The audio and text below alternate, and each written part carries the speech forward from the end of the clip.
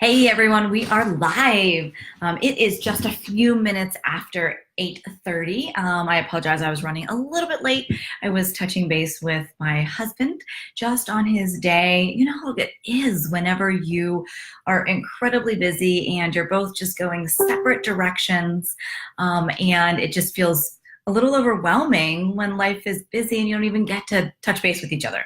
So between meetings, between appointments, I was just saying hello to my husband and asking him about his first day in his new position.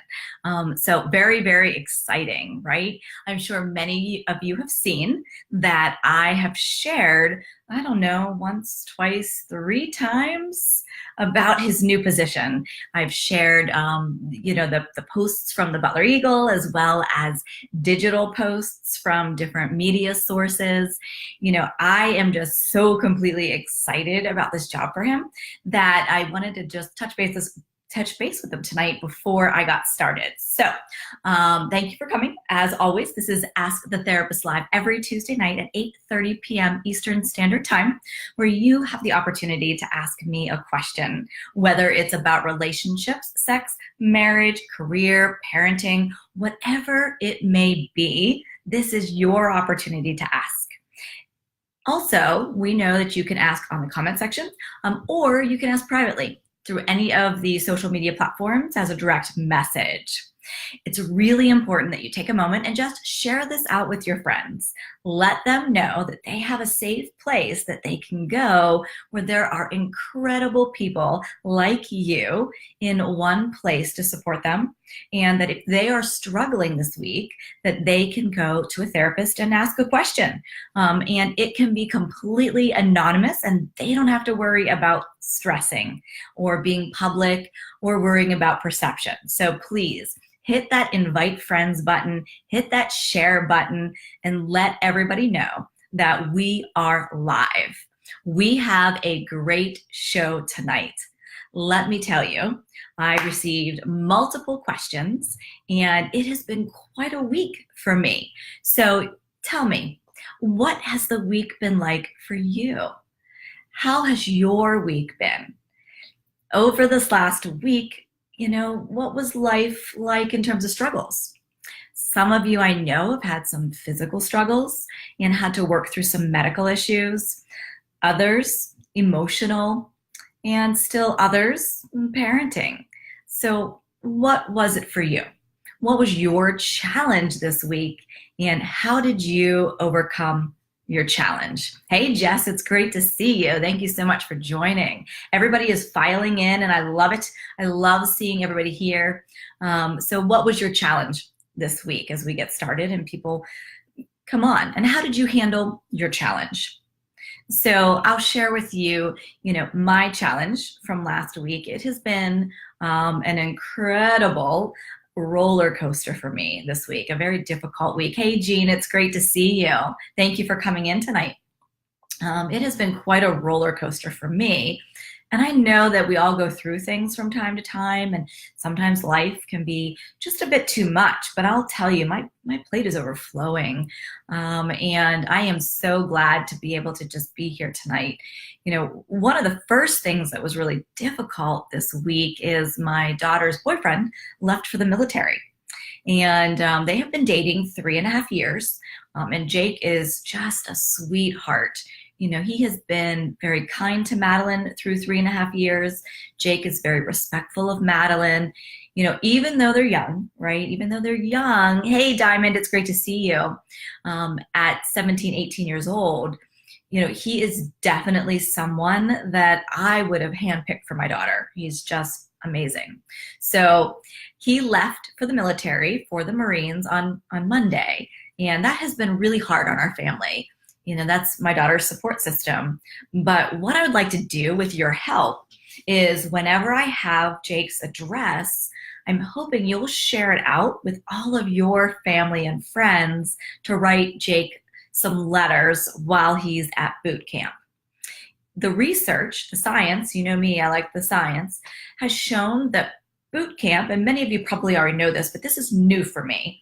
Boot camp is a very, very difficult time for a recruit right, for a new recruit. They are really being broke down and rebuilt so that they can be able to either be in the front lines or really defend our country. And that's difficult emotionally, physically, psychologically. So one of the ways that we can help our troops survive through this time and not be mentally broke is to write them letters. So when I have Jake's address, I am going to share it, and I want you to do the same. You know, if you know of Sunday school kids that are willing to write to him or other groups that would be willing to write to Jake, I want to just shower him with letters for 13 weeks. Okay, so are we on board? You know, tribe, are we good? Are we going to do this? Hey, Jody and Mary Lynn, it is great to see both of you tonight. Thank you so much. So that's been heavy on my heart, just, you know, Jake leaving for the military. I see how it affects my daughter, and I certainly miss him and worry about him, right? I worry about him and how he will handle boot camp and what that'll be like for him. So, you know, just say a prayer for Jake and, you know, thank the troops for what they do for us, because it's tough, tough work. So again, Tuesday nights, 8:30 p.m. Eastern Standard Time, Ask the Therapist Live. If you have a question, please go ahead and ask your question and in the comment section, or send it to me privately. And we will get your question on tonight and definitely answer it for you. You know, and we're talking about just that heaviness of the week, the challenge of the week, and how you manage to get through it, right? So I think that's a good example, you know, a stressor of Jake leaving, being emotional about that. And the way I have coped with it is really trying to rally the tribe to support Jake. I become active when there's a stressor in my life. I want to create meaning and purpose for that pain, whether it's natural living pain, like, you know, many people go to the military, and many of us feel that loss. So it's very common, right? Whether it's a common pain or something unusual, for me, it's about action. So this week, whenever you struggled, whenever you had something happen to you that wasn't out of your control, that was hard for you, what did you do to manage that pain? I'm going to recommend action, creating purpose out of your pain.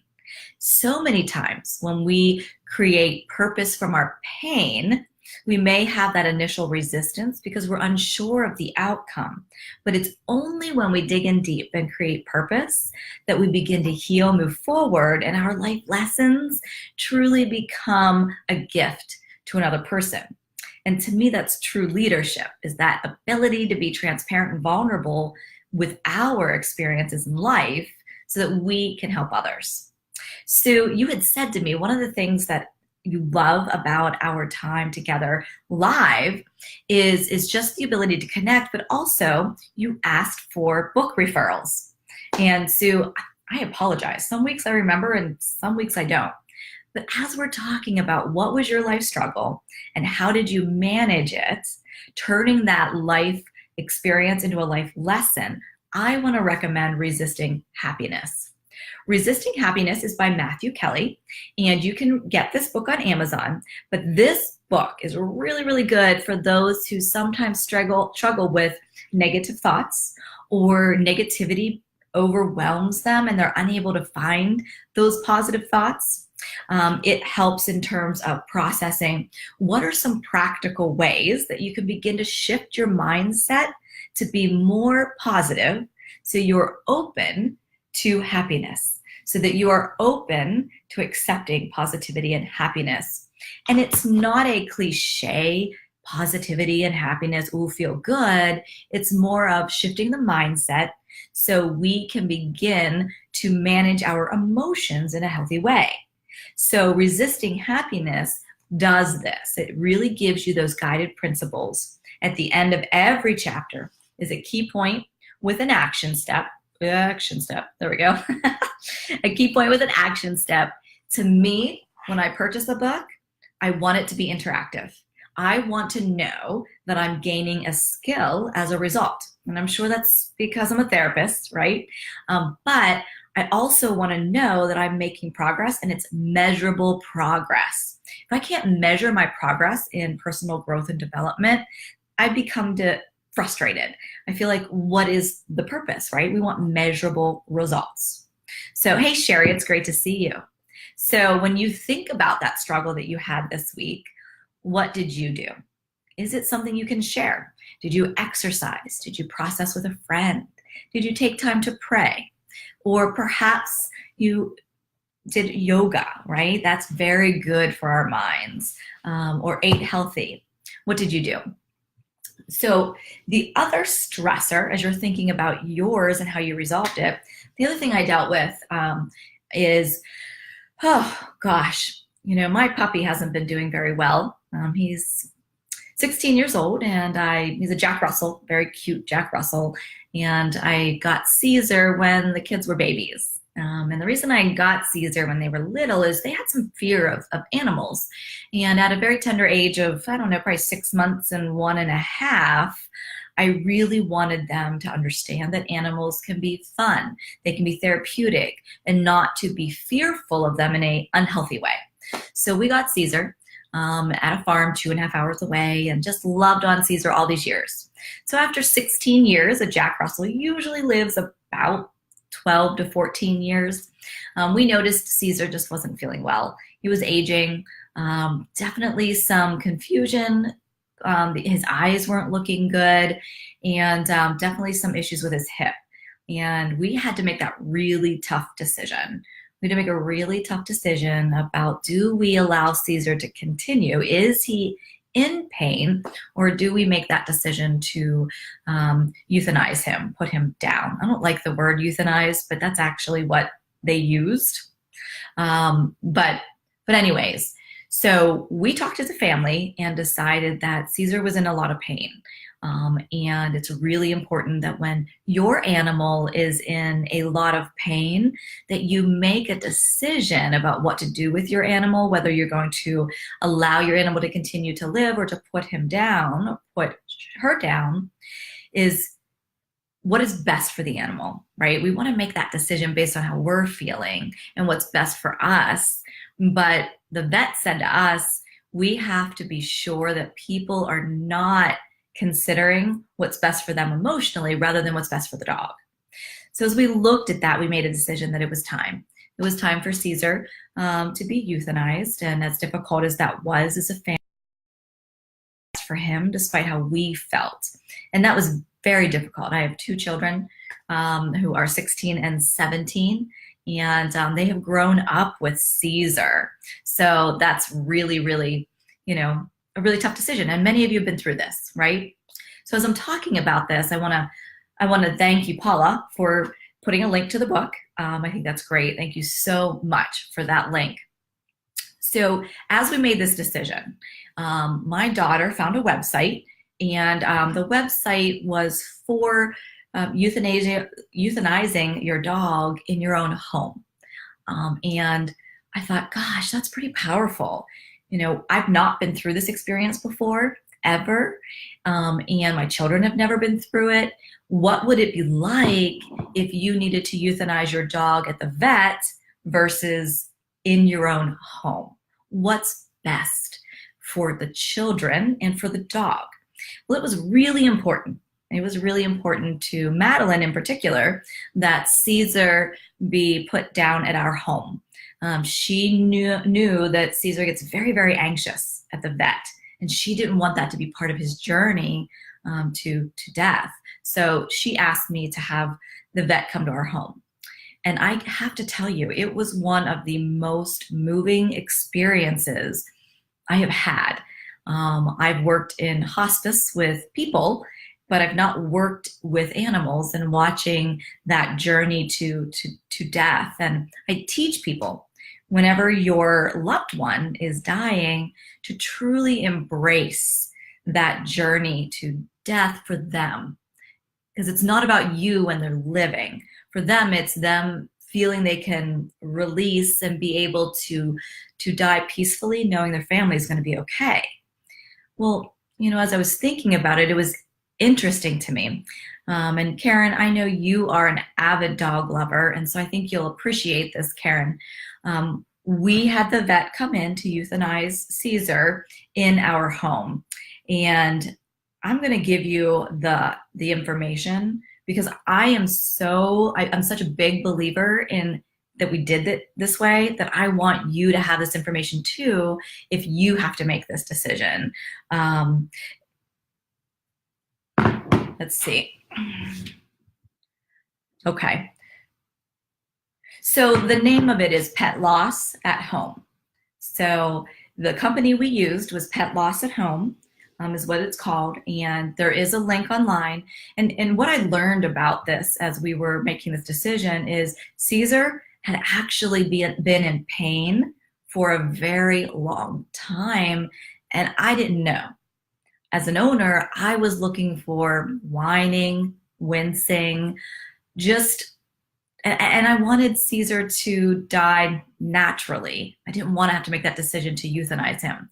But this website really taught me that, and that petlossathome.com taught me what it's like for an animal to experience pain. And Caesar had everything from, constant panting to, losing the use of one leg. He'd stopped eating the last 3 or 4 days, stopped drinking. He'd been hiding underneath my clothes for the last 3 to 4 months. And I didn't understand what that meant. And I learned that was Caesar getting ready to die. So what I loved about this process, as heartbreaking as it was, is they come into your home, they explain the procedure to you and your children while sitting on the floor with your pet, getting to know your pet. They answer any questions that you have or that your children have. They permit your children or you to make a beautiful spot for your animal where your animal will die. And my children, just felt very strongly about outside in the sunshine with a ring of pillows and Caesar's favorite blanket in the center. And they were very positive about that and permitted that and walked us through it. And it didn't take long. And what they shared with me is that, once that initial shot is given to your animal, usually it's about 5 to 7 minutes. But for Caesar, it was less than a minute. And they say the faster it happens, the more ill your dog or your cat was at the time of receiving, the shot. And there's a 2-shot step. But, so thank goodness Caesar enjoyed eating a venison hot dog. Caesar loves venison. So we gave him a venison hot dog. And he ate that as she gave the shot. By the time he was done with his hot dog, he was just kind of chilling quietly on the blanket as the children spoke to him, and we prayed over him as he closed his eyes and had some final snacks before he died. And then they permit you to sit with your animal as long as you want. And they step aside, so you have privacy as a family. And that's what we did. We spent about 15, 20 minutes with Caesar, and we prayed over Caesar. I prayed over the children. They asked me to pray. Again, they shared their favorite memories with Caesar. They laid with Caesar next to him and just held him closely, sharing their love before they were to come back. It's going to make me cry. And again, it happened yesterday. So it was beautiful. It was beautiful. As hard as it was to see Caesar die, I am so grateful we did it in our home and gave that experience to the children and to Caesar. So there was no stress for him. And when we were ready, my son wrapped Caesar in the blanket and carried him to the vehicle. And then we chose to cremate because we'll be moving. And they actually deliver the ashes to you. And they gave the kids a clay paw print and a clipping of Caesar's fur. It was a beautiful experience, as sad as it was to see Caesar go. It was a beautiful experience. So again, if it's something you have to go through, pet loss at home is amazing. It's amazing. They were wonderful with us. And yes, it is more costly than if you would go to the vet. Paula, thank you so much for the link. Yep, that's the right link. Thank you. It's more costly than going to the vet, but I'll tell you, the memories and the experience we had was priceless. It really was. So I'm very grateful to Pet Loss at Home, and for Dr. Bender. Dr. Bender was our doctor, our vet, and she was great.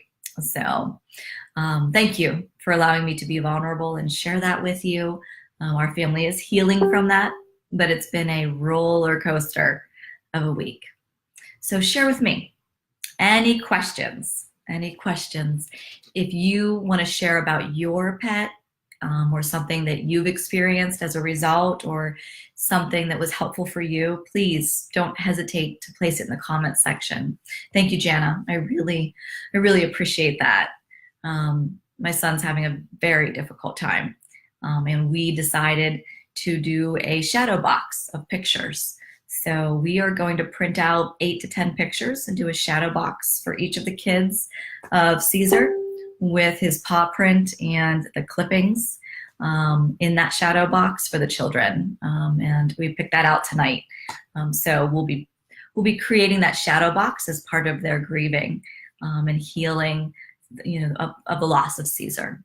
So, but yeah, Jean, thank you so much. I appreciate that. He was absolutely a wonderful dog for the children. We've never had one snip, nothing. It was great. So it does hit hard. And I know, Jean, you're very close to your pups too. So thank you so much. Well, if you guys don't have any questions or any further comments, then again, share this with your friends and family. Last week we had over 250 people share our hour together, right? Share our space.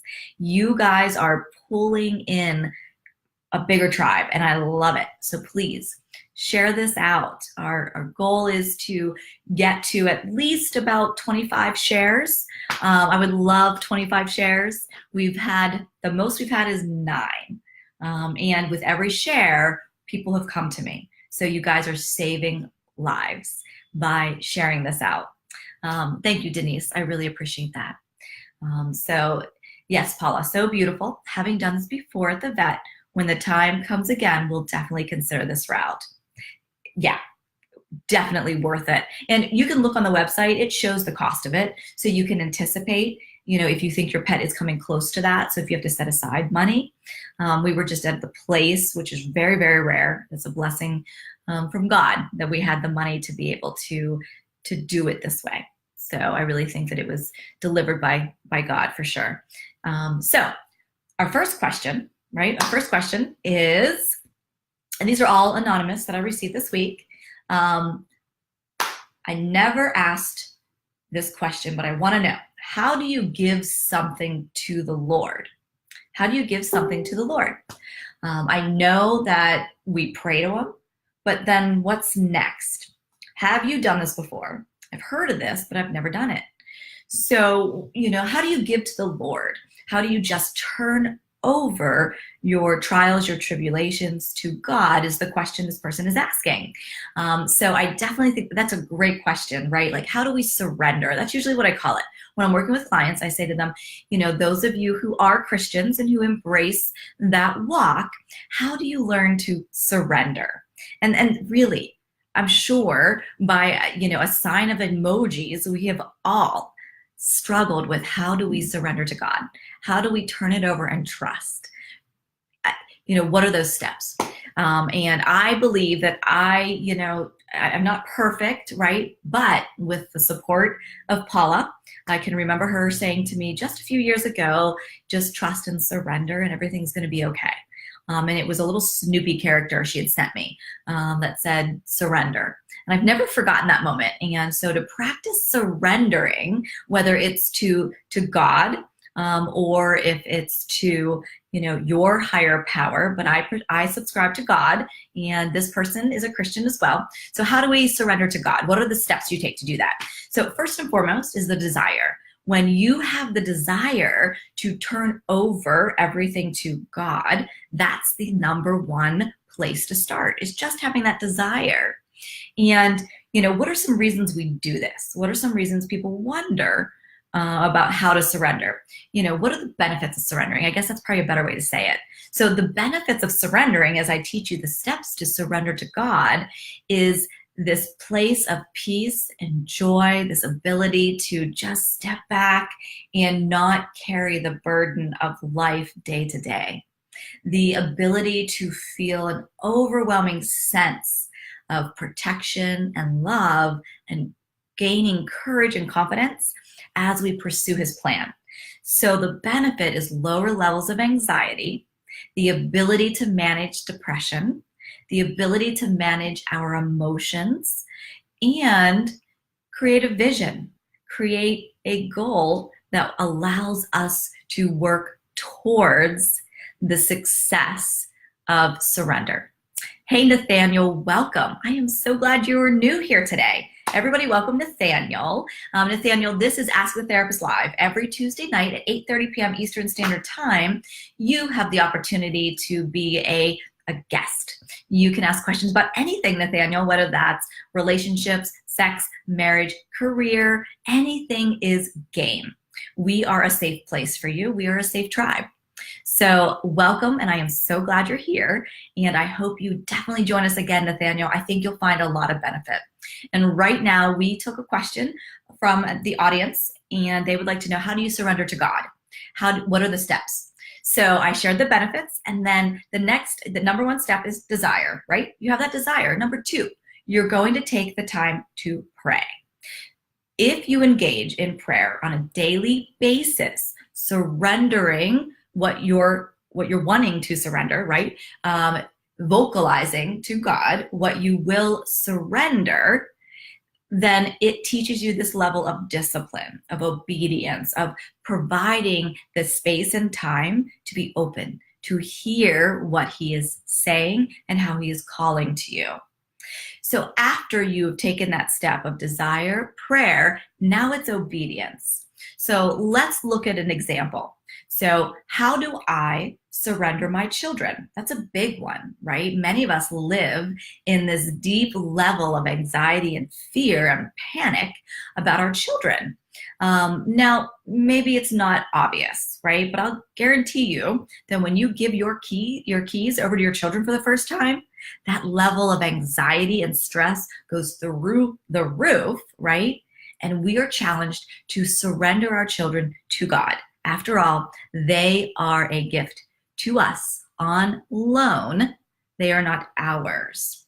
And Paula says, I find that by looking at the past faithfulness of Jesus helps me to trust him more and more with letting go. Yes. And Jana, I know you have a question, so I did see that. I didn't want you to think I overlooked it. I will definitely answer it after this. So, again, the example of your children. So how do I practice surrendering my children to God? How do I have obedience? One way is when they get into the car, I work very hard not to obsess. I say to myself, God will protect them. They know the guide rules. They know how to be safe. We have taught them that, and God will do the rest. If I were to obsess and worry about the children when they're in the car, then I'm not trusting God and I'm not trusting my children. When we don't trust God, our anxiety elevates. When we don't trust our children, they become defensive, they become overwhelmed emotionally, and there's a disconnection in our relationship. So giving them the vote of confidence as they walk out the door that they absolutely can do this and to be safe, and then being able to lift them up in prayer. And then the next step to surrendering is practicing that action. Whenever we begin to feel anxious, we release it again and say, God, this is yours. Please relieve me of this stress. Allow me to surrender to you, Lord. So that's an example with our children. One of the consistent prayers I do every single Sunday, because for me, what I hold so tight to, and we all have something, if you're willing to share, what do you struggle surrendering? Please share it in the comment section. Let others know that they're not alone. But for me, every single day, I fight to surrender finances to God. Every single day. Whether it's my fear of not having enough, or it's spending what I have in his glory, right? Being able to give glory to God in all we do. So part of surrendering is being able to say, the prayer I use, it's Lord, break me. Break me from my finances. Break me from my need to control my finances. Please show me your will so that everything I do glorifies you. So my friend, that is the steps to surrender. It isn't easy. It is a challenge, but being able to surrender is so worth it. When I am in full surrendering mode, I have no stress, no worry. I have no anxiety. I just release it, right? And so it's very powerful. And I want you to practice it because it will allow you to sit in this place of peace when you have that ability to just surrender it all to God. What a great question. Thank you so much for your question. Again, if any of you want to share your experience with surrendering and what that's like for you or where you struggle, I'm more than happy to support you, and we can remind each other that we are not alone.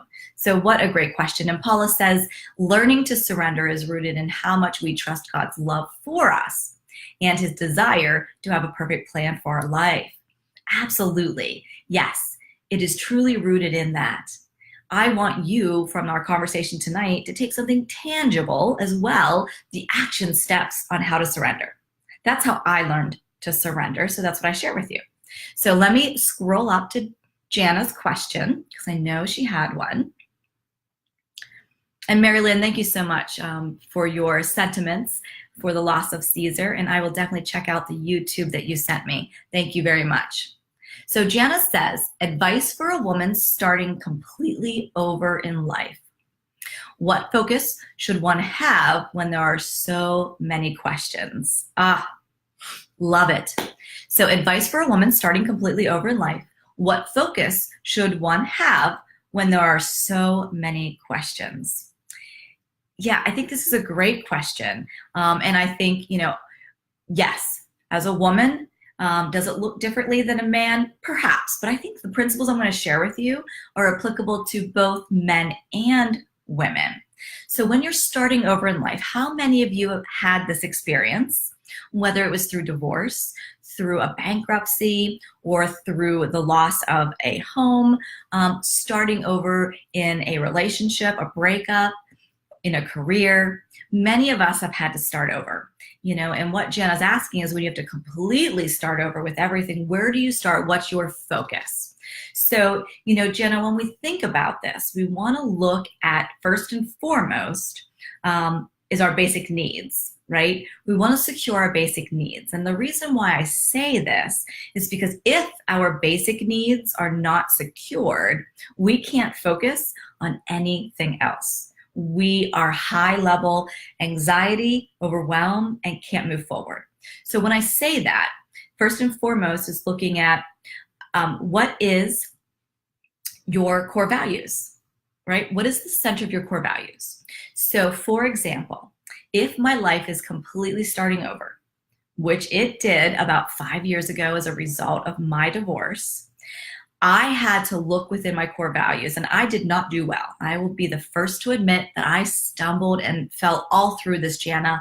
And so I've got some great advice based on my own mistakes, right? Because the emotions are so high.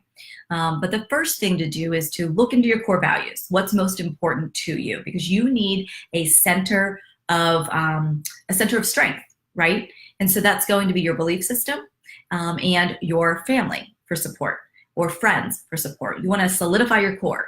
So the first thing you're going to do is solidify your core of support, right? So that's your faith in God, that's your faith in, the universe, whatever you believe in, or what others believe in as we're talking. And then who's your support system? I want you to line up that support system because you're going to need them as you're starting over. And if you're feeling alone, then oftentimes you cannot execute the next step to starting over. So who's the support system? Mine was some close friends, and we all know when we start over in life, no matter what the cause is, you find out who your true friends are. Some people go and some people stay. So what you want to focus on are the people who stay, and then what family members do you have, right? So for me, it was my parents. Siblings were very strong, and then some core friends. And I lost quite a few friends through my divorce. They were not really that solid of a friendship.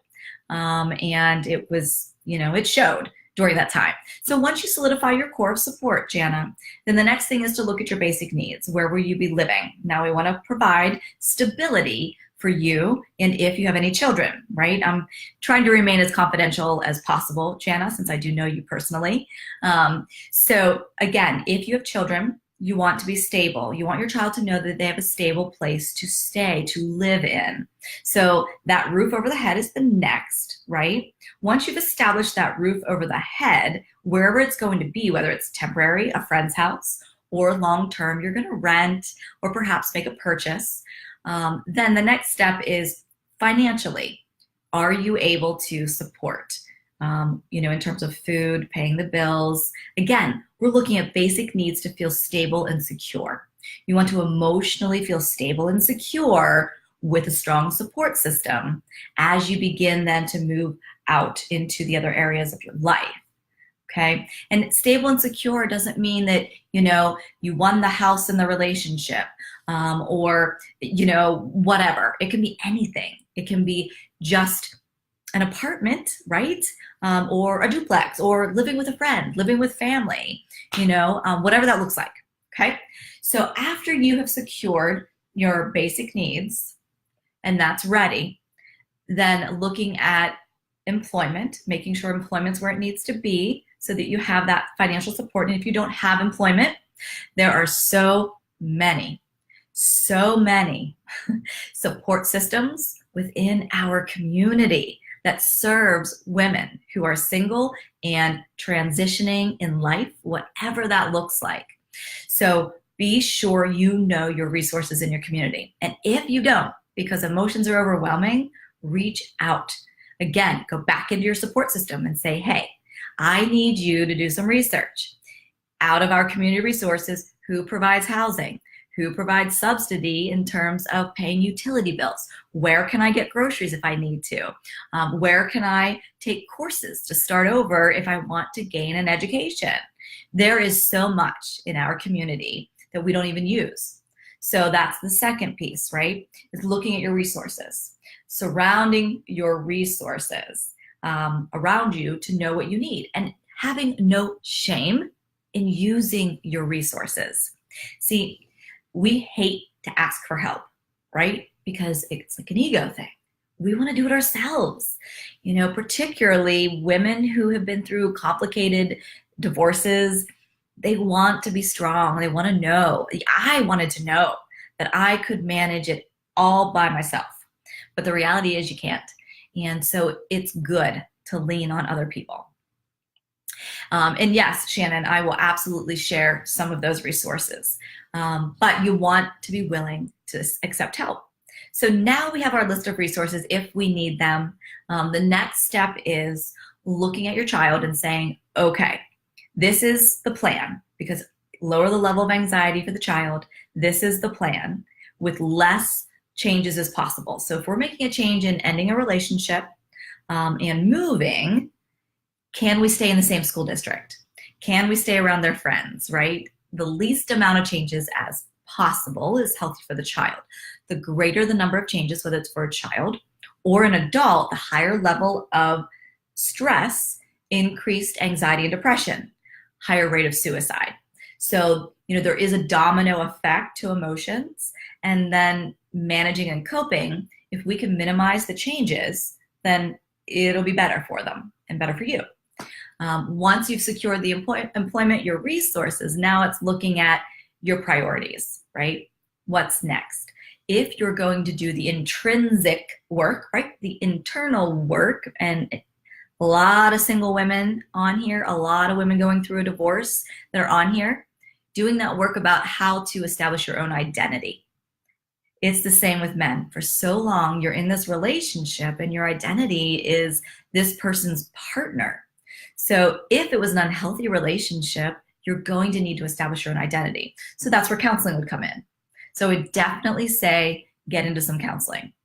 And then finally, where you're going to take your pause and allow some healing, is get into that church or get into where you connect with your spiritual life. That's going to be another support system that you didn't anticipate, and it's going to enrich all those layers we just talked about. So once you've done those steps, then reach out to me and we'll take the next step together. We'll talk about how you're doing with it. I'm more than happy to support you in it, or whoever would need the support, you can pass along my name. So does that make sense? It's a lot. And that's why I didn't go beyond that final step of wrapping yourself around your spiritual life and making sure that that's solid. Okay? If anybody has any questions or concerns, please don't hesitate to ask here tonight, because many of us have the same questions, or reach out to me privately, and I will help you be able to take those steps and move in the right direction when you have to start completely over, because we've all done it in one shape or form. And it's hard. It's hard. But what I know about you, Jana, what I know about the people you surround yourself with is people of strength. People of strength who are loyal, very loyal. So I hope that helps. I hope that answers your question. And Shannon, in terms of some of the resources, it really depends on geographical location. You know, each city has their own resources. And so I don't know if again, if you reach out to me and you say, hey, this is where I live geographically, then I can help you get connected with those resources. For others who don't live in the area, I'm more than happy to help you research. But it really is more of a social support services for single women, or for people divorcing. You start Googling them and you'll find them. But even in the center of a relationship or a life transition, the emotions can be too high. And the last thing you want to do is Google, because it feels overwhelming, right? So that's what your support system's for. So whether that's me, Shannon, or that's a friend, you say to your friend, I need help finding supports. It's too much for me right now, right? Paula has taught me to do that anytime I feel overwhelmed. She has taught me to call her when I'm feeling overwhelmed and my emotions are running too high and I can't make decisions or I can't get things done. I'll reach out to Paula and say, hey, look, this is where I'm stuck. And she'll either come to my office and sit with me all day, because I love her, she's amazing, or she'll start making phone calls, she'll Google, she'll do things to be supportive. So yeah, Shannon, I'm more than happy to sit down and share with you the resources in your area. Just reach out to me, but every city is a little different. So I hope that helps. Okay, so let me check my phone. I have seen some questions coming in, so I want to make sure I don't miss anybody. All right.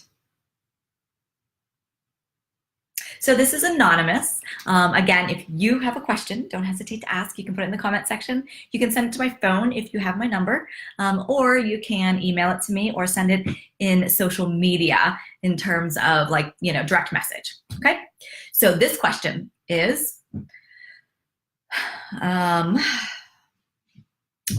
sweet, this is a comment.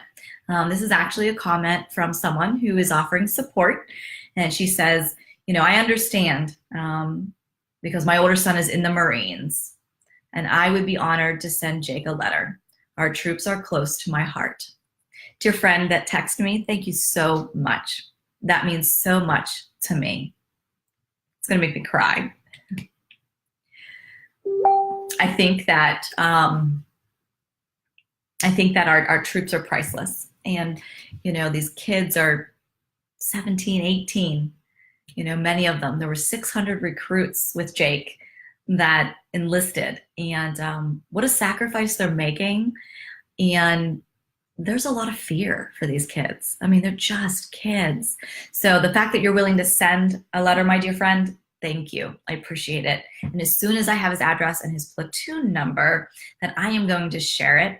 And my hope is that each and every one of you will send him letters. So thank you, my dear friend, for that comment. So let's look on social media and see if there is more questions. So as I do this, I will share something good with you, right? Sometimes our sessions together can be so heavy, As we talk about each other's struggles, it can weigh heavy on us. As when we talk about depression, anxiety, how to restart our lives, suicidal thoughts, the loss of a loved one, these are tough subjects. So it's really good to also celebrate the positive in our lives. Amanda, thank you so much that you're willing to write a letter too. I really, really appreciate it. Thank you. So on a positive note, I'm sure many of you know that my husband got a new job, right? Like, how exciting is this? Like, how exciting, right? Whenever you really, really work hard for a job and then you are actually awarded the job. In this case, he was appointed. So my husband works for Butler Township, and he has been part of the superintendent of the road department for the last 4 years. And he applied to be the township manager. So it's definitely a promotion. And he was appointed the township manager position last night. So I have to tell you that I have been biting at the bit because I had known, but we weren't permitted to tell until the public could be told. What's really, really cool about this, not only is it his dream job, the pinnacle of his career and all he's worked towards.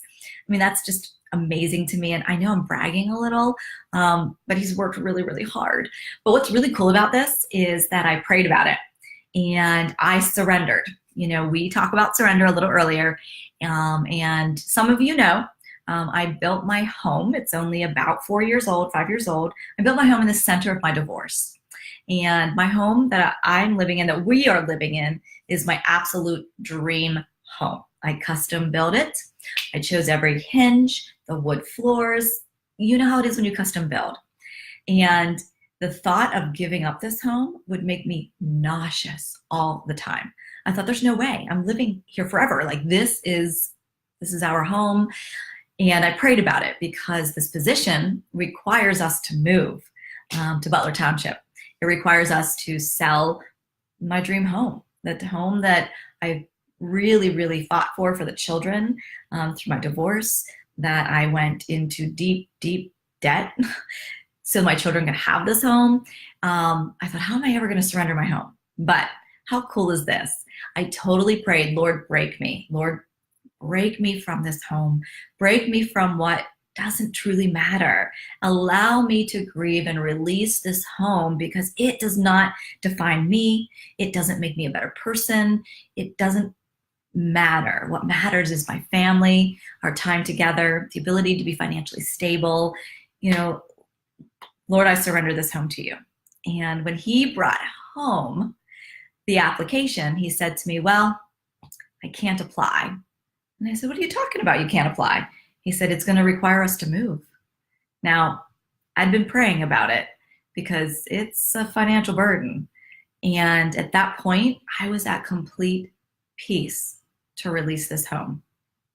Makes me want to cry. I'm emotional today. And I said, well, you are absolutely applying. There is no way you're making that decision by yourself. We are a married couple and we will talk about this, but I am at peace. Sell the house. Move. Let's go. Do not stop. Apply for this job. This is God's will. I felt very strongly that this is God's will.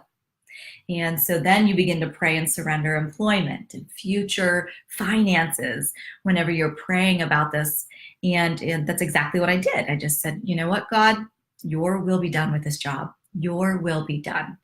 If this is your place. And honestly, I felt that this is where God wanted us. Otherwise, I would not have had such incredible peace about really home, right?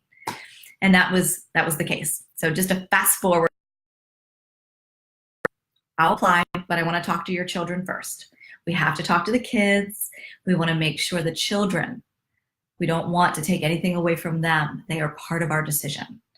And the children were on board for the most part. Of course, there were some emotions, but they too were at a level of peace. My son more than my daughter, but we're all working on it, right?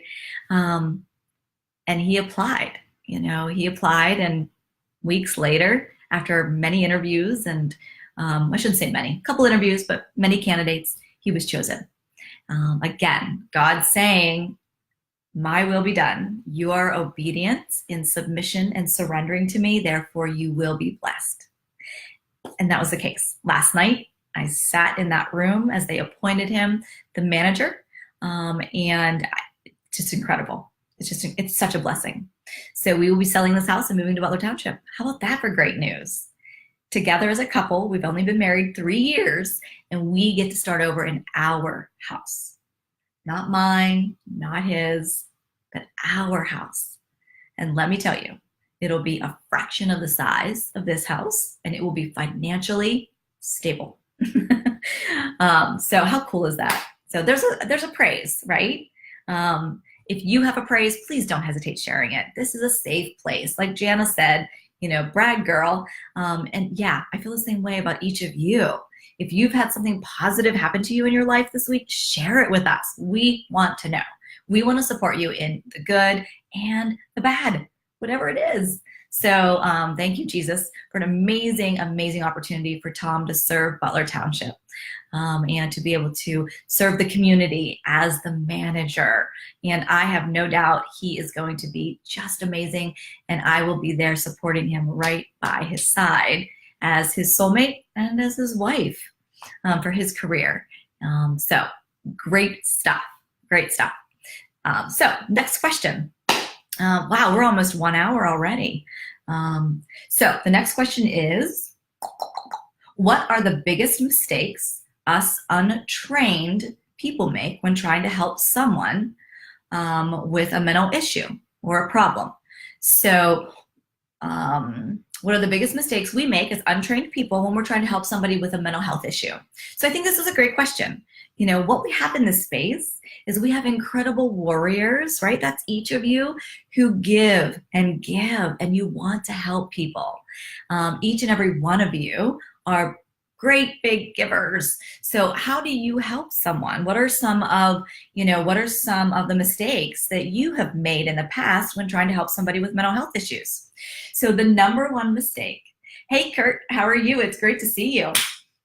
So the number one mistake we make whenever we're trying to help somebody with mental health issues is we don't. That's the number one. We don't do it. We don't say anything. We don't acknowledge. We don't validate. We sweep it under the rug. We are fearful of, upsetting them, fearful that we're wrong. It becomes about ego rather than that other person. So most often we don't say anything when it comes to helping somebody with a mental health issue. There's such a stigma around it. We hesitate, right? So that's one and the main biggest mistake. Another mistake that often happens is we want to fix it, right? Men more than women tend to want to fix things. That's how they're wired. That's how God created them, is to fix. We want to fix the mental health issue. It's not your job. It's not your role, and you're not a professional. So you can't fix it. So don't try, because when you try to fix it, oftentimes it makes this person feel worse. They feel like they're inadequate. They feel judged when you try to fix it. So trying to fix it can be a real issue. Another mistake that we make as untrained people trying to help with mental health issues is that we will try to fix it with things that are not healthy. Let's go out and get a drink because you're stressed. Let's grab a bottle of wine and just sit and talk because you're stressed. Have a beer, you're stressed. Have a shot, you're stressed, right? That's what we hear oftentimes, is really turning towards substances or unhealthy coping mechanisms to manage our stress. If you are a friend of someone trying to help them, the way to manage stress is not through the use of substances or unhealthy coping mechanisms. So some of the other unhealthy coping mechanisms would be, why don't you just sleep all day? Just sleep all day and don't worry about it, right? Or drinking, drugs, right? Excessive sex, or pornography, running away from your problems by avoiding them. When we aid and abet, right? Abet and whatever. When we help people, when we're accessories to poor coping mechanisms, that's another mistake we make. We have the best of intentions, don't get me wrong. And I'm not saying those things alone are bad, right? I don't believe that it's negative to have a drink of wine, right? Or to have a beer with a friend. I'm not saying that those are bad. But when I come home and I choose to have a glass of wine, I say to myself, what is the purpose of this drink? I do this very consciously. It may seem tedious. It may seem unnecessary to you because you think you know yourself.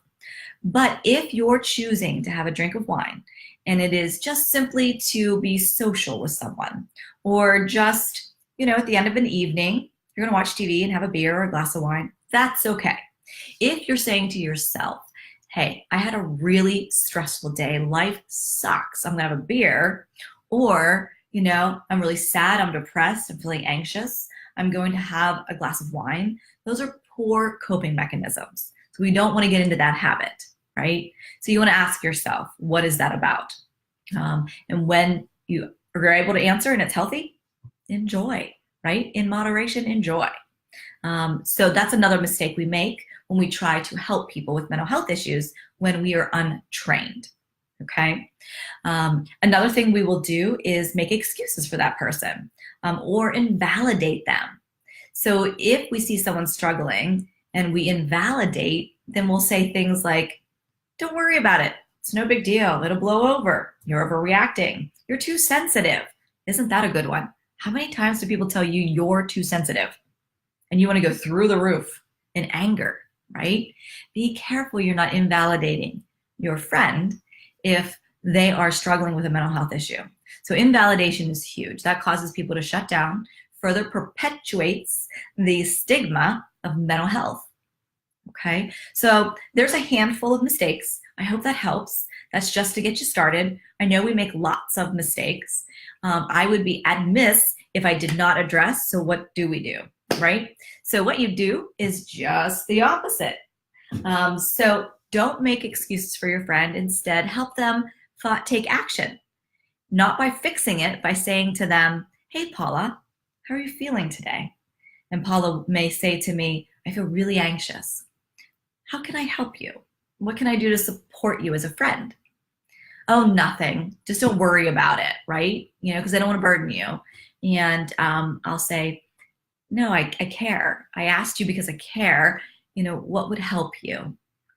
And then Paula may say, I would love for you to just hang out, or let's go to the park and walk, or, ask your friend, that person, what you can do for them instead of trying to fix it. Validate. It seems that you're sad, and your friend can say, yeah, I'm really sad. And sometimes we get it wrong. So I get it wrong, even in a therapy session. I'll say, I tend to feel some anger coming from you. And they'll say, no, I'm not angry. Yeah, you are, but I'm not always right, and then say, really, I'm sorry. I thought you were angry. What are you feeling, right? So as a friend, then validating what they share with you. Gosh, I can tell you're really sad. The opposite of ignoring is to be very loving. You notice your friend's been quiet, hasn't texted as much, kind of worried about it. Just ask.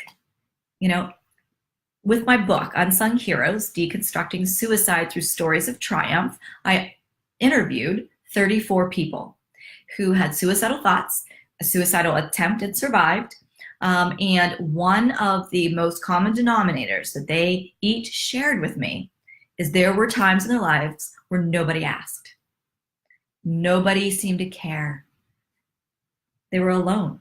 So that's what we want to get rid of the stigma, is always ask, right? I want you to ask. Don't be afraid to ask. Don't be afraid to be wrong. Don't be afraid to be vulnerable.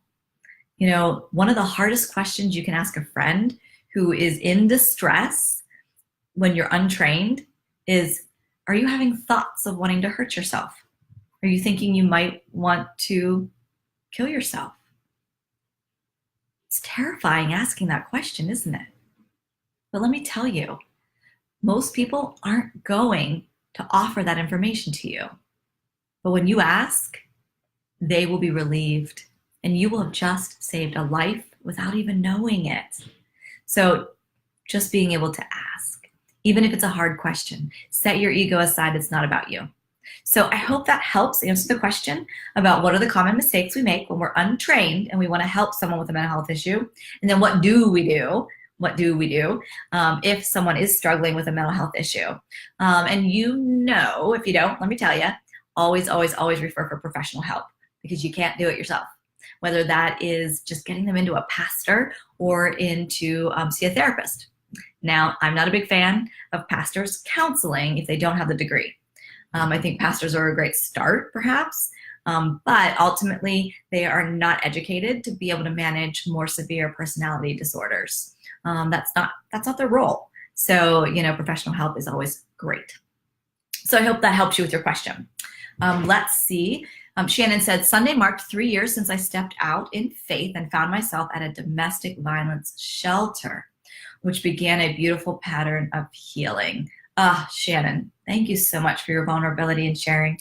3 years, and you stepped out and you were at a shelter. You used the resources within our city because you were in an unsafe environment. You are such a woman of courage.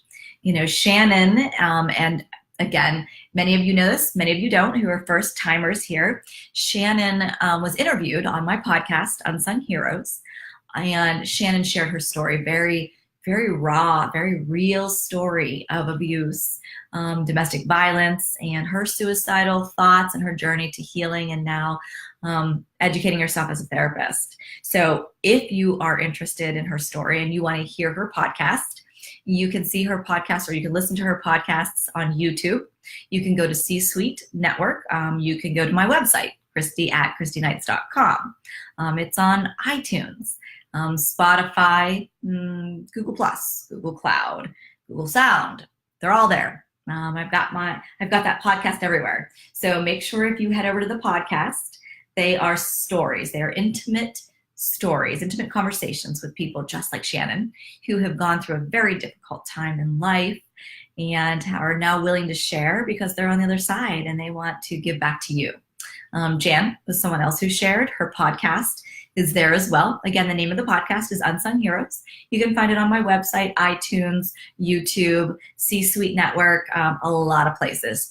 The best bet is to head over to my website, and you will have multiple links to follow and be able to make sure you're getting those podcasts each and every week as I release them. All right.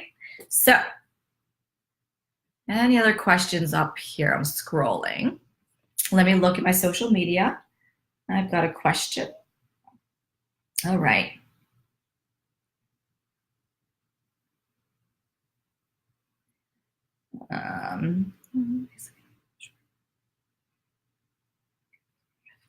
Oh, you guys are going to be able to relate to this.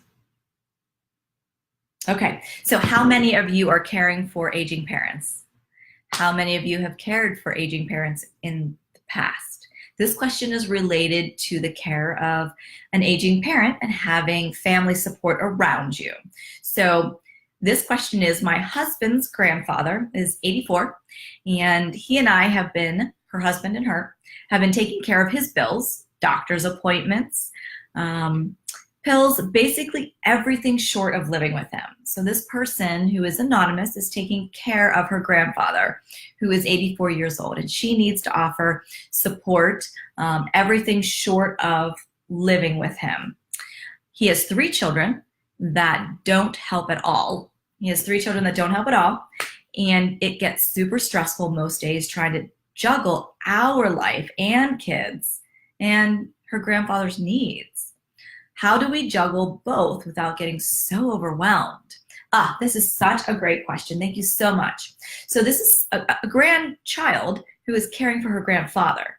And the grandfather actually has 3 children, and the children don't do anything. And she's asking, how do we juggle our own life as well as care for grandpa in this situation without feeling overwhelmed? So first and foremost, you're going to feel overwhelmed. It happens, obviously, right? So how do you manage the overwhelm? How do you manage all of those feelings? Obviously there's going to be a level of resentment, right? Because he has children but isn't doing anything. And that's very frustrating. You are clearly a blessing. You are a beautiful child of God to be willing to come alongside your grandfather and care for him, knowing that there's other family support that isn't doing anything. That speaks volumes to who you are as a person. So when we look at caregiver stress, the rate of anxiety, depression, and possible suicidal ideation is twofold whenever we're caring for an aging parent, an aging relative. So first and foremost is taking care of yourself. So looking at self-care, and there is a lot of research and literature about this that I'm more than happy to send you. All you need to do is, with your direct message that you sent me for the question, let me know you want some resources, and I will send you some of those resources. There are great caregiving books as well as articles that talk about how to support yourself. But the first thing is self-care. So being able to carve out that time when you're able to have some rejuvenation time, which is probably close to never since you have your own children. Talking with your husband, is there times you can take turns in caring for the grandfather so the two of you get a break and still have that opportunity to care for your children? Second, I don't know the circumstances with the siblings, but is it time to have a coming to Jesus moment with the children to be able to say, I can't do all of this. How can you help me? Or what are the ways that you can help me? This can cause some some family strife or stress, but ultimately it's important to care for grandpa. There have been times when I have been asked to mediate something like this, right? Where a family comes to me and says, so-and-so isn't helping. Can you help us mediate a calendar, a schedule, work through those issues? So would it be helpful to bring everybody to a mediator to be able to work through some of the things that are tough to talk about? The next thing is, again, some more support. What community support could you ask for? Is there support within your community with different resources, agencies? You know, the area of aging is in all of our communities. So can you call the area of aging and ask what support do they have that either falls under Medicare or that is at no cost? There are many volunteer services that will come and sit with grandpa. Now, oftentimes there's resistance from our loved one. They don't want anybody in their home. They don't want anybody else doing things. And that may happen, but that's also an opportunity to be able to talk with him and say, look, we need some additional support, and this is part of aging and being able to care for you. And so this is how it's going to need to be. You know, ultimately, does he need to be moved into a nursing home? Does he need to be moved into an assisted living facility that will support him and guide him and do what is best for him, right? So is that an option? You know, and then looking at your husband and saying, can we put more structure around this, right? If you're providing meals, can you cook every Sunday? Can you get Meals on Wheels to deliver the meals, right? Or are we doing pills? Can we do it all on Sunday for the whole week? You know, finding ways to structure, creating that plan will help also. I know I was a little bit all over the place with it, so I apologize for that. I know it's an anonymous question, but I'm more than happy to respond to your anonymous question in a more succinct way by texting you too, if that's helpful. But how, again, your own self-care, having that conversation with the siblings, looking at community supports, things that our insurance takes, as well as some free services, calling the area of aging, looking at what support they can do, talking with your husband about taking turns and being able to take that time to care for your own children individually so they have that attention, as well as your own rejuvenation, looking at a plan. Is there more structure that you can put into place? So there's just a few things you can do to begin to manage the overwhelm. When you're feeling the overwhelm and the burnout, seeking support, whether that's through a life coach, a therapist, or groups. There are many, many, many, many support groups out there for caring for aging parents that you can surround yourself with. So I hope that helps. So looking at our list, I think we've gotten to almost all of our questions. I know I have one more. It is 9:45. So if you've any questions at all, I want you to ask now, because I'm going to wrap up after this last question, okay? Let's see. Okay, so this is for the men out there. So lots and lots of guys actually struggle with this. Many men talk to me about it in my office. So even though this is a man's issue, women are going to appreciate it too. So don't go anywhere. This person says, I think my wife is desirable. I get that she's no supermodel, but that's okay. I'm not looking for that. She can't understand this. She thinks that she is not even close to desirable, and that affects our intimacy. I've told her that she is desirable until I'm blue in the face, but I might as well be talking to the wall. Is there anything I can say or do?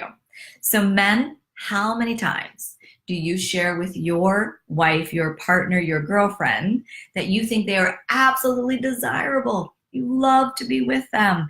You love what their body looks like in the bedroom, right? How often do you reassure them that yes, you desire them, regardless of age, of weight, of anything they may be insecure about? But yet that woman just doesn't get it, right?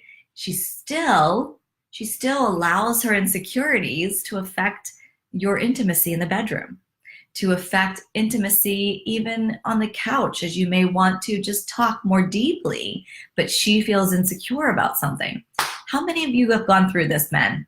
Like all of us, right? What about women? How many of you have gone through this as well? Like you just feel insecure in your relationship.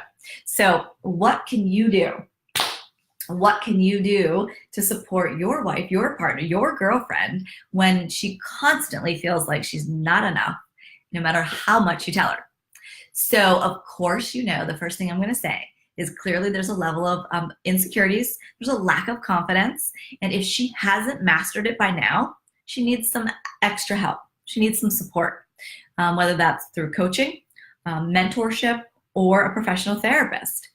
I work absolutely every day with people to build your self-esteem. We have to work on our self-esteem every single day.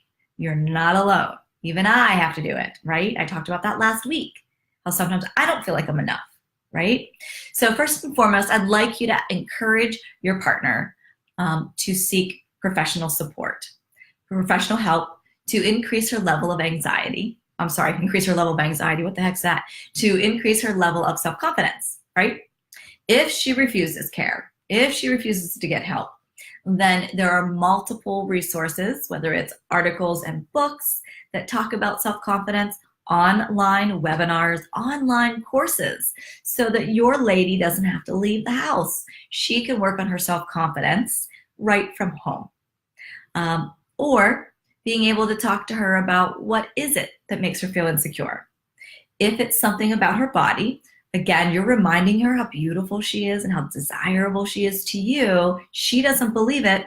Ask her, how can you support a change? So if it's something like weight, which is most often our issue, then being able to say to her, look, I love you regardless of your weight, but how can I help you? Can I help you prepare meals? Can we walk together? Can I help you exercise? What can we do to work through this? Because you are beautiful, right? So then that support system, walking alongside, with what's going on. The next thing you can do is when your spouse, your girlfriend, whatever is negative, to not ignore it. Sometimes men just want to roll their eyes and walk away and say, oh, forget it, I quit. I'm so tired of this battle. Well, I can tell you that my amazing spouse, every time I say something like that, he's like, look, I love you. It's not true. You're telling yourself a lie. It's not true. You are beautiful, or you are wonderful, or you are, and he'll reaffirm. So no matter how many times it takes, keep reaffirming her. Don't stop. I don't care how exhausted you are, how frustrated you are, say it again and again and again. One day, it will matter. One day, she'll accept it. She'll accept, oh, Sean's here. So you see Sean? For everybody who doesn't know Sean, I want you to look up Sean. Sean Francis Coleman. Sean, we are talking about men and how they can help their women feel better about themselves. This question, Sean, was right up your alley. This question was about when your woman is so insecure or lacks confidence and it affects her intimacy. You know, this particular gentleman has told his partner, his wife, over and over, Sean, that she is absolutely beautiful and desirable, and she doesn't believe him. And so as a result, her insecurities have really put a hold on their intimacy within the bedroom. And so he was asking, how do we help our women work through this? You know, Sean speaks to this beautifully in his books. Sean speaks to this beautifully in his blog. So definitely men, I want you to find Sean. He's incredible in this area. This is a great platform. So those are some of the things I want you to do. You know, Sean, I just shared with them in terms of elevating self-confidence, showing her she's valued, respecting her all the time, encouraging professional help for her. If she refuses to go to counseling, you know, helping her with books. You know, if she has a book she'd like to do together. If it's about weight, helping her, asking her, what can I do to help you? You know, whether it's exercise, food, etc. So that's where I kind of left off, Sean, with answering that question. But I know you can go much deeper with it too. So Sean is definitely, Sean's a gem. I love Sean. So that's all the questions I have in terms of what I received anonymous. Let's look through our list here tonight before we wrap up. So Susan says, how do you align your relationship when your parenting styles don't align? Good question, right? How many of you, with your partner, your spouse, you don't agree on parenting? Your styles don't align. You know, this can certainly be a challenge. So really, Susan, it's sitting down, and I coach parents this way all the time, sitting down and the two of you developing the house rules. What do the house rules look like? And what are the consequences? I am a big proponent of asking families to list the house rules and either post them or put them in a folder, in a drawer, and that everybody knows, right, and signs off on. You know, I had my kids sign off on house rules, the consequences if they break a rule, okay? So that's a good place to start. And I know, you know, Susan, that may be a difficult conversation if you're not aligned.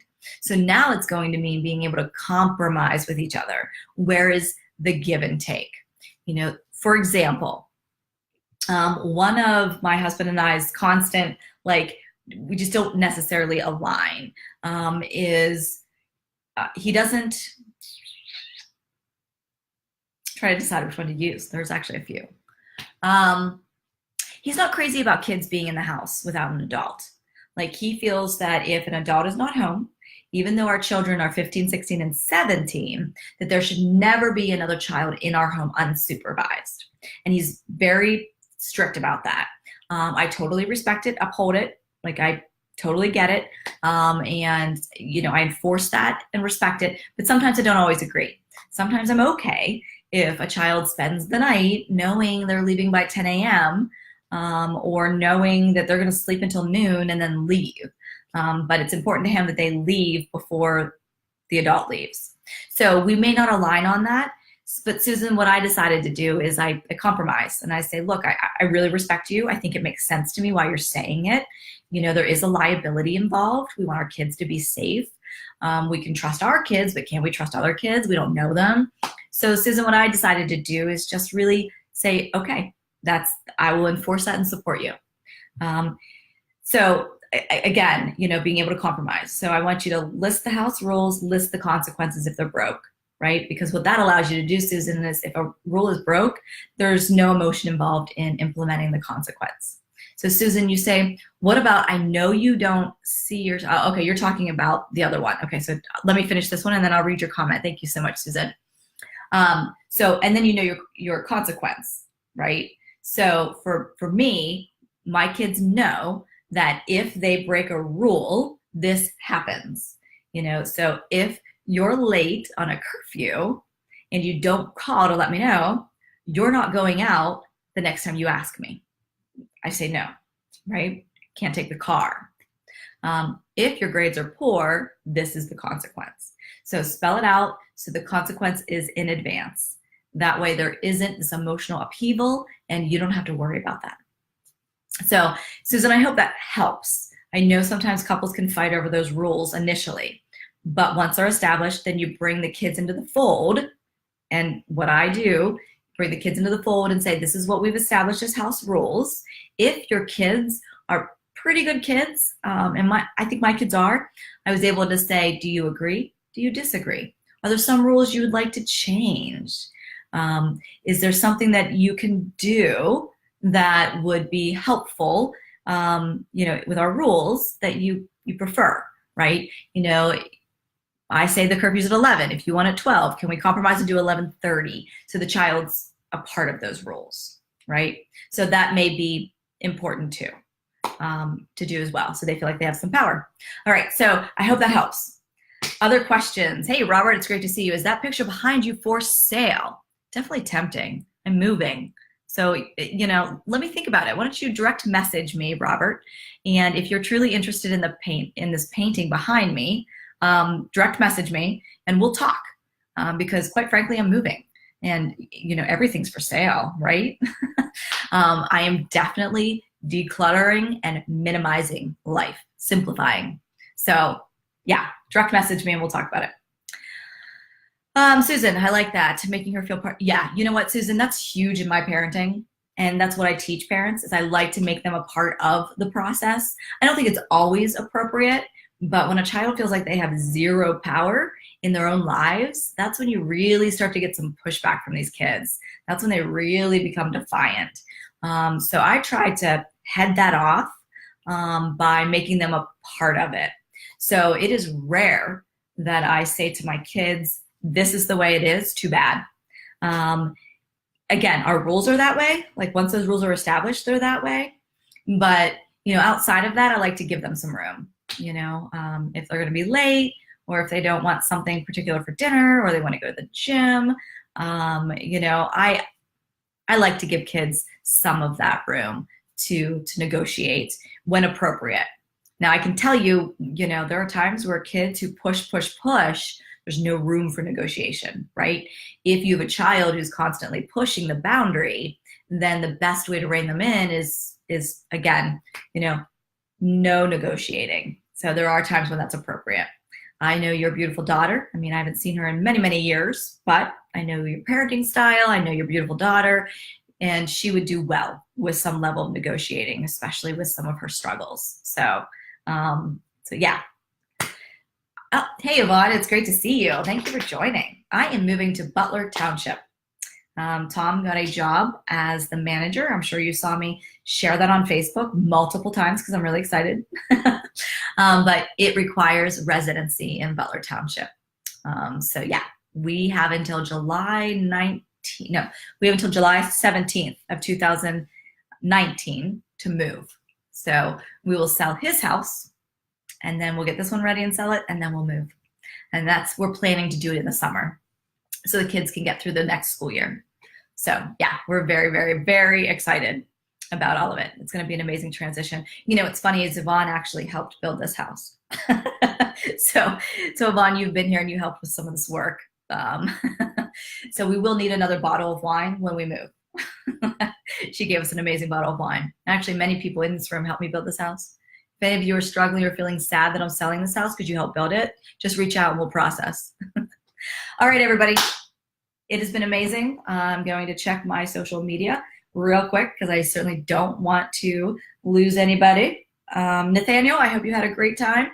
I know we actually went really long today. Usually we were 8:30 to 9:30 and we were an hour and a half. But we had some amazing questions. So final check in social media to make sure everybody is good. Again, if I didn't get to your question for some reason, or you have a question you'd like to ask personally, just let me know. Okay. All right, so we do have one more question, and this is an anonymous question. For those of you who may need to go, I totally get it. For the rest of you, hang out. Hang out for this last question, okay? Because we do have a last question, and I want to make sure we address it.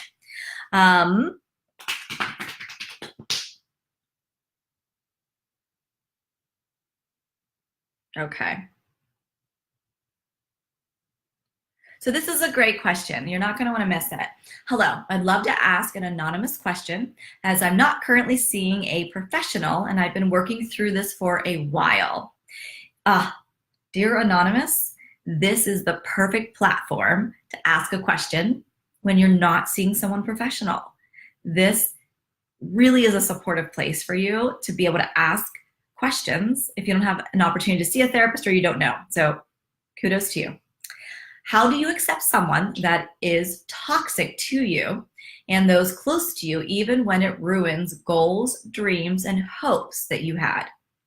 How do you accept that someone is toxic to you and close, even if it ruins your goals, dreams, and hopes? Okay. In this case, it relates to my birth mother, whom I have only met within the last year, and I've tried to help, and who turned and really deeply hurt myself and my significant others.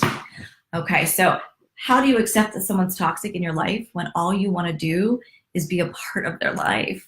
You know, you're longing for that relationship, you're yearning for that level of love and attachment, you know, particularly when it's a caregiver, when it's, you know, in this case, a mom, and it sounds like this person is newly in your life and you want them to be a part of your life, but they're toxic for you and they have destroyed so much. So how do you accept that they are toxic? So, you know, the first and foremost is just that acknowledgement, you know, acknowledgement that they're toxic, and being able to identify, you know, what are you looking for in the relationship?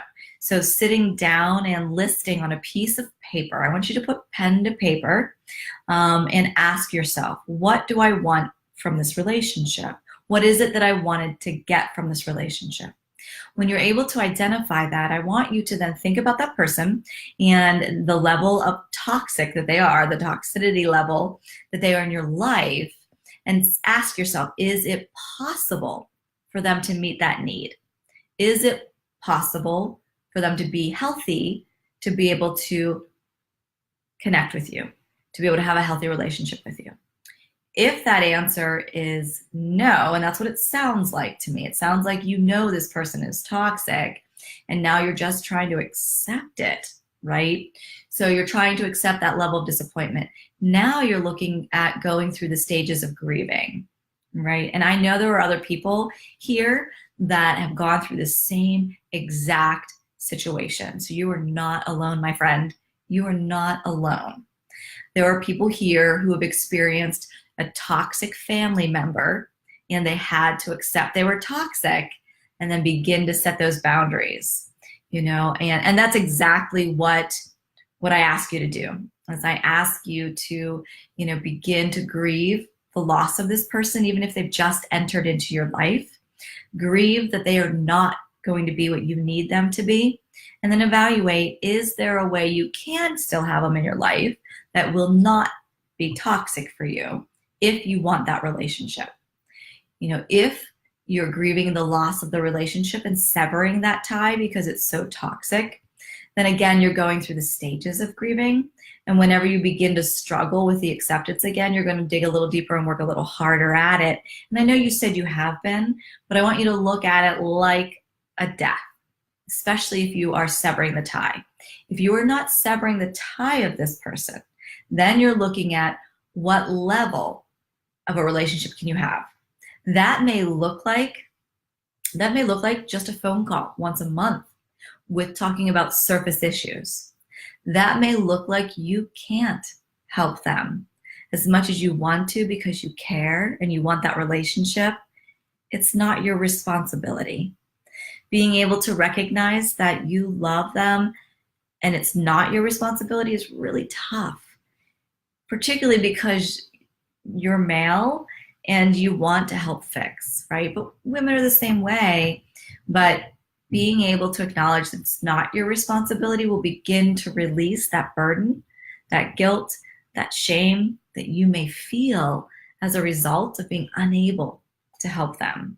So the best you can do then is being able to set the boundaries that are best for you and your family.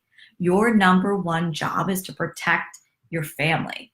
You know, if you have children or a partner or a wife, you know, that's the number one. What do you need to do to protect them? And set the boundary accordingly. If it's limited, then being able to share that with your mom and say, here's what I can give you, and this is it. If you can't accept this, then we need to step back even further. If you want to push this and not respect my boundary, then I'm going to need to pull back even further. As hard and as heartbreaking as that is, my friend, that is healthy for you. That allows you to begin to heal and to find that place that is best for your family, right? So the acceptance is acknowledging that the relationship isn't going to be what you had always hoped it would be, that you fantasized it to be, that you wished it would be. Acknowledging that, validating the sadness in that, and then beginning to evaluate what can you have with this person that will work. What can you have with this toxic person? If it's nothing, then severing that tie and beginning to grieve as if this person has died. Hey, Missy, it's great to see you. Thank you so much for joining today, Missy. I love seeing you here. We're talking about accepting a toxic person in our life and what we do with that toxic person, accepting that you can't have that relationship with them. You can't help them, you can't save them. Finally, being able to set the boundary, establishing the boundary and sticking to it. If this person is truly as toxic as you're saying, when you give them an inch, they'll take a mile, so you want to make sure that you are really, really, really valued yourself. You value yourself so that you don't give in to that. So this is just the start of a really good conversation, my friend. This was a great question. People come into my office every day that have a toxic person in their life and they don't know what to do. They don't know how to accept it, and they don't know how to set boundaries, and they can't even imagine severing the tie if they just have this person in their life recently, because they really have wanted that for a long time. So it's really tough. So this was a great question, my friend. I hope that helps you begin to process it and gives you a few pointers. I have a feeling you know the truth in your heart, but it's been really hard, right? And journaling's gonna help. Even if you don't normally journal, write a letter to this person, uncensored. Write a letter to this person with everything you've ever wanted to say. The good, the bad, the ugly, uncensored, as you begin to set those boundaries and heal to be able to move forward. If you have more questions, please, don't hesitate to ask. I've accepted your friendship on Facebook, so we will be able to continue to talk. So I know you sent this direct message to me. Please flush this out some more with me. I want to help you heal. That's what I'm here for. Not just one question and then we don't talk again. My hope is that as you join in our group and you're here on a regular basis, that if you're struggling, you reach out. And I help you heal through this. There's not an extra fee or a charge to just process some things with me, through direct message. That's my service to you. It's because I love you. I don't need to know you to love you. It's because I love you. Okay.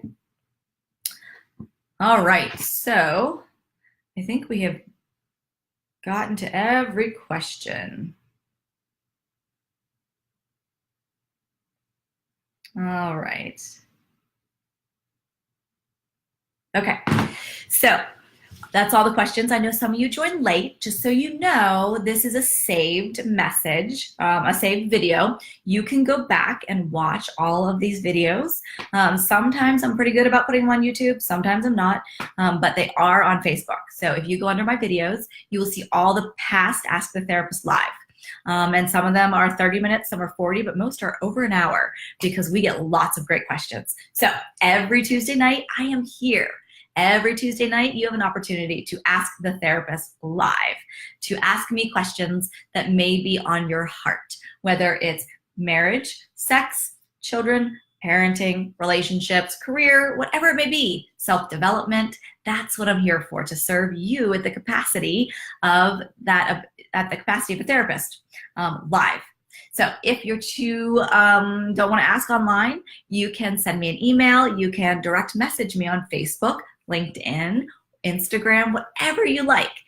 Send me your questions, and then every Tuesday I will read your question anonymously and answer them for you. So I hope to see you here next Tuesday, 8:30 p.m. Eastern Standard Time for Ask the Therapist Live.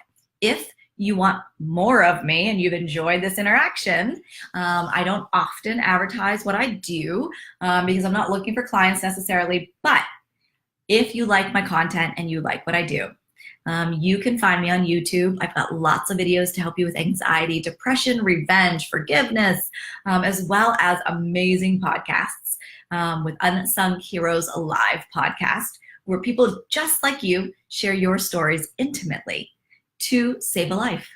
So they are powerful stories you will cry. In fact, every guest so far has cried. And that's the point, right? We want it raw, we want it real, we want you to really experience it. So you can find my content on YouTube, on my website, C-Suite Network, iTunes, follow me on iTunes, lots of stuff. And I write for Thrive Global. If you want some controversial content, I love to write controversial content. You'll see that on Thrive Global, where I challenge the system on anything from step parenting to sex to careers to self-development. So, as always, brave enough, right?